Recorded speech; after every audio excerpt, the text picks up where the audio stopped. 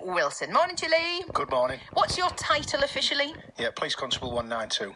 Police Constable 192. That doesn't sound quite as exciting as a police interceptor, though, does it? No, generally, we're just police officers. That's what we are. We're going out there every day doing a job like any other police officer in the country, but we've had the opportunity to be filmed, so the people out there that we try and keep safe can see exactly what we do. Now, one of the things I've discovered is that a lot of forces have sort of appeared on this. It's actually Cleveland that really is the quite popular team. Yeah, if you have a look at the police constables that are on there, some characters, they're just being themselves though, and quite clearly the people who are watching like it, so the viewing ratings are very high from what I'm being told. Yeah. So what is it, how did you get into it then, bearing in mind you're just doing your job?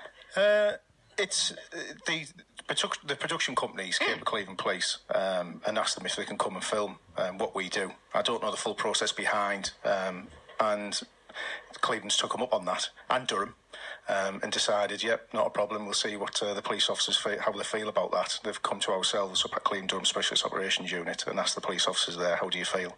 And the ones who are on there at the moment have, taken it on board and said, yeah, we'll have a go at it. And were you always happy to?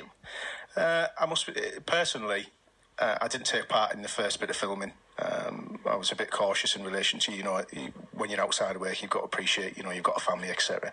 However, when I started seeing how it was aired, and started to see the sort of feedback we were getting, quite clearly we're supported in what we do by the people of Cleveland and Durham.